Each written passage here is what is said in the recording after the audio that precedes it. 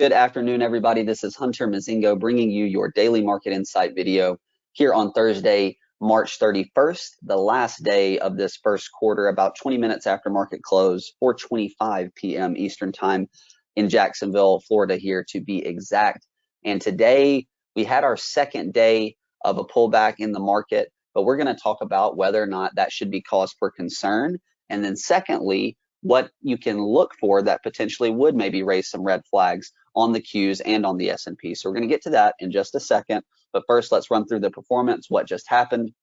Like I said, second day of the pullback, nearly all sectors red and a nasty close. So really, this looked like a nice kind of contained pullback day up until the last hour or two of trading, and it really accelerated in the last 30 to 40 minutes there. But really not any sectors of note that were particularly strong today. We had one sector green by just a tiny little bit, but overall a lot of red and a nasty close. G6 down about 1.7%, as you can see there. S&P down 1.57, Qs down 1.24, Dow down about the same as the S&P, mid-caps down 1.4, Russell down 1%, 60/40 down about 75 basis points or 0.75%, Grotection down about 1.3% today. Market state still an uptrend, no change there. That is still intact on all the major indices. Let me pretty that up a little bit for you there. There we go. Moving on to the trend gauge here. The small change I mentioned was market leaders. We got this small yellow arrow here.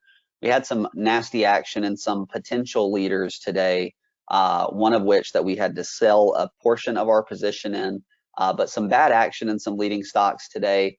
Not meaning that things are necessarily breaking down, but just some harsh moves back. And that's the reason for this little small yellow arrow here pointing towards neutral. Aside from that, we also had a little small change here on the long term on the bottom arrow moving to black. And that's because we've got the Qs, which were above their 200-day, have now had come back down and had two closes below it. So the Qs are in a battle right there at the 200-day now, back below it after initially pushing through. So moving on here to Revere, as I always do before we get to the tail of the tape. This is me in the middle. If you got any questions about anything I'm covering here, just send me an email and I'll happily respond, happily answer any of your questions. If you're interested in what we do, what our approach is, any of that stuff, you can email me or Dan, Tim, Merrill, or Don at revereasset.com as well. So let's get to the tail of the tape here. And we're going to look at it in context. So I've got the SPY up, and I'm going to pull the actual S&P 500 up here in just a moment. But let's run through this real quick here. So we got market state still an uptrend, headwinds remain the same. So all of that stays the same as it has been. We did have some news come out about oil, and we'll talk about that in just a moment. But sentiment-wise, put-call ratio still kind of in that range of 0.9 to 1. We're not seeing it as elevated as it was in the beginning or the first half of this year, but definitely climbing back up a teeny bit today. VIX also climbing back up a little bit after tagging roughly 18-ish, now back up to around 21 with the market selling off today. And then the fear of greed hasn't really budged, still basically at the same spot at 52, still neutral. So bull case on the S&P, initiate a rally and reclaim the key moving averages. We are still doing that and above those key moving averages. The bear case is a rally failure and a break of those reclaimed moving averages, which leads me to my first point here of should we be concerned about the second pullback day here on the S&P. So what I'm going to do is I'm going to minimize the tail of the tape here. I'm going to pull up the actual S&P 500 index. There you go. So basically we get a nasty close here into the end of the day, and we more or less end up closing right on the 8-day exponential. So we close below by less than 0.1%, but for the sake of this conversation, we're going to say that we closed right on it. So here we have the S&P filled this gap back from this day here and has come back and is now sitting right on this 8-day exponential. As we said with the bull case, a failure would mean breaking through these key moving averages, and that starts with the 8-day, which the S&P has not broken or closed below since this rally started. So you could argue today is the first close below. I'm going to say it's basically right on it. But what you want to find out here as we move into tomorrow and into next week is, do we ultimately bounce and get right back above this 8-day and continue to trend higher? Do we come back to this 21 to the 50? These are the moving averages here that are going to basically create that bear case. Are we able to find support in this area if we come down into here, or do we slice right back through? For the time being, we're just visiting the 8-day really for the first time since this rally started on the S&P 500. All right, so let's pull back up the tail of the tape here and continue to work through this.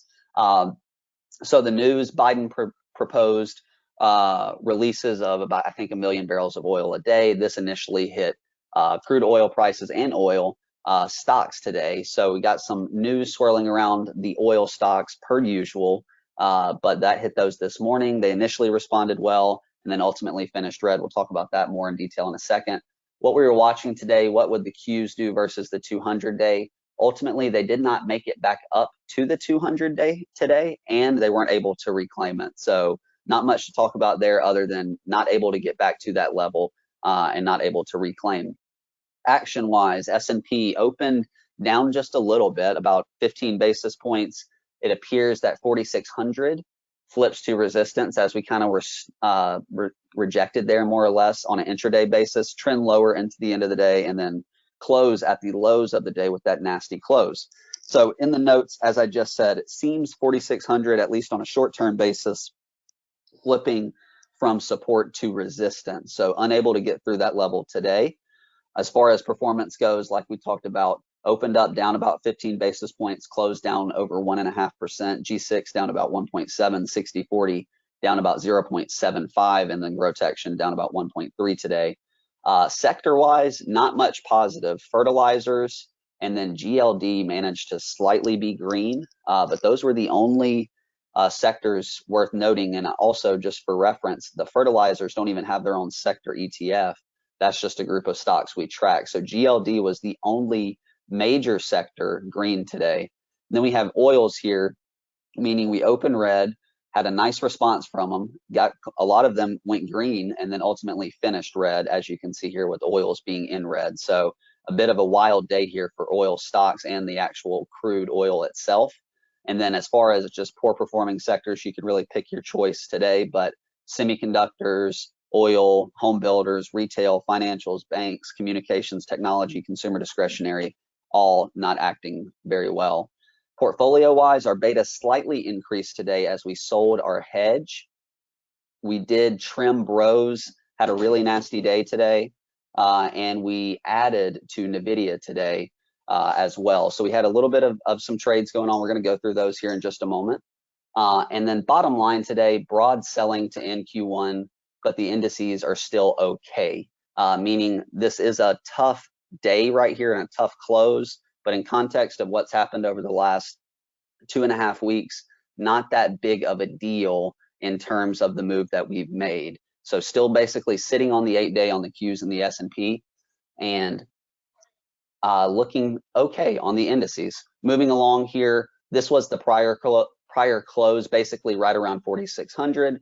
Like Don had put here, given recent strong up move, not that bad of a day. Today, broad selling to end the quarter and just a nasty close right here on the 8-day. Like we talked about, still sitting right on the 8, above the 200, above the 21, above the 50, second day of the pullback. And it should be noted, the first 2-day pullback that we've had on the S&P since this rally started. You can see any other red day was followed by a blue bar here on the S&P since this move started. So let's move along here into the charts. We're going to go ahead and go to the Qs, and we're going to talk about basically the same thing. So should you be scared? Should you be concerned here regarding this rally? So you get a big move up, run up into this 200-day natural spot for resistance. Obviously, we got these levels over here too, and we end up pulling back a little bit here, similar to what we saw in the S&P closing at the bottom of the range, but we still haven't even quite made it to the 8-day on the Qs. Like I said here, we have yet to close below it since this rally started.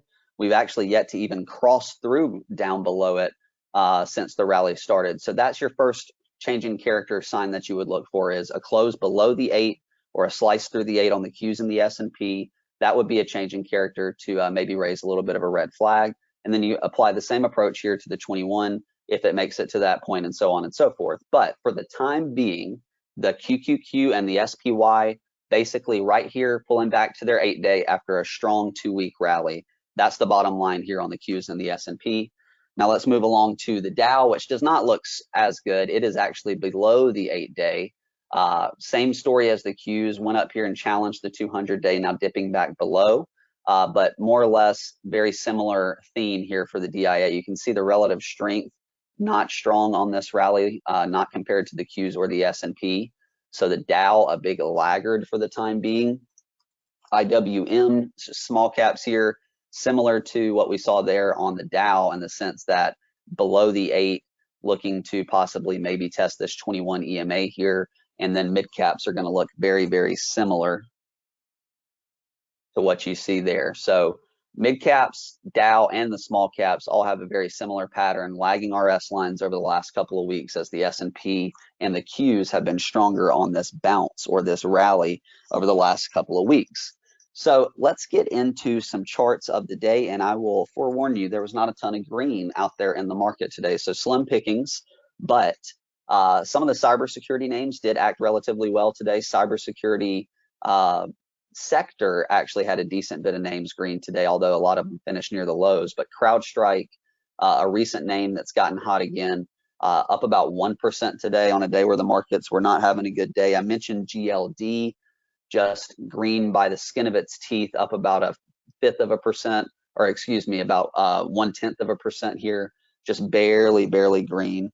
The fertilizers, when we say ferts, we're talking about Nutrien, which was up about 2% today. We're talking about Mosaic, which was also up about 2% today. And we're talking about CF. Those are the big three of the fert space, all up around 2% today. We also had Expedia actually green today, up about 1.5 to 2%. This leisure and travel booking sector actually showing some decent relative strength, holding up pretty well. Airbnb, another name in the space that was red today, but not horrible action here on some of these leisure and travel booking names. Moving along, we've got Enphase, which continues to act pretty well. We did get stopped out of Sedge. We sold Sedge today. This one has acted much better than its counterpart Sedge for whatever reason. Enphase respecting the 8-day, Sedge getting very volatile here, not so much respecting the 8-day. But we sold Sedge today. I mentioned we trimmed Bros. I'm going to look at that in just a moment. But one more positive chart here. Uranium acting pretty well after this trend line touch. I'm not sure how perfectly you guys can see that, but it's a commodity that tends to not respect moving average. But this uranium sector, there's some big volume here on URNM, and URA is the other ETF in the space, but some decent looking charts there on uranium. Moving on to the bad, we had a lot of the big tech that ended up bleeding into the end of the day that were kind of heavy on the indices here. This is Google down about 2%, Nvidia, which actually was acting really strong for the better part of the day. We did add to this name today for that reason. Ended up closing poorly with the rest of the market right here, more or less right on the 8-day. Just some of these other big tech names here. Apple also weak today, down around 1.5%. So nobody really immune to the selling today. We had, like I said, almost every sector red. The big technology, mega cap stocks were red. It wasn't like, you know, growth was doing okay and value was bad or vice versa. It was pretty broad weakness across the board today. AMD was downgraded. Nasty move here for AMD, down almost 9% on that downgrade news. Semiconductors just really having a tough time getting it going here. Bros, I mentioned we trimmed this one, just a really nasty candle today after reclaiming the 60 level, which was a huge level to reclaim on big time volume. 2 days of straight selling, and today it really accelerated right back to this 21 EMA.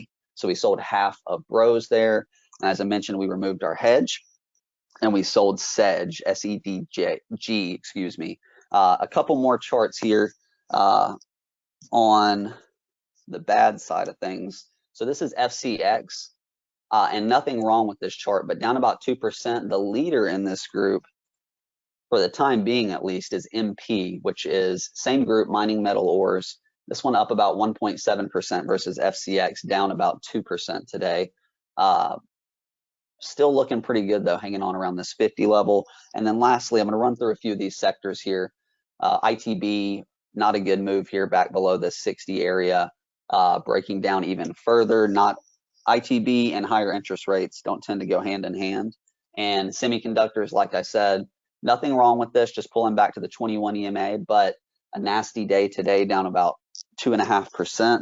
And then consumer discretionary, also down about 2%, pulling back to the 8, as you can see here. And lastly, financials continuing to have a little bit of a tough go, down about 2.5% today, and then banks also down about 2.5% today. So not a good day for most sectors and most stocks, with very few exceptions. But tomorrow is the start of a new month, a new quarter. So we'll see how it plays out, how the rest of this week plays out, how these weekly candles look. And we also will be getting new monthly candles today, as it's the end of March. So I hope you guys enjoyed today's video. I'll see you all tomorrow on the podcast, and I will see you on next Monday's video. So have a great weekend, everybody.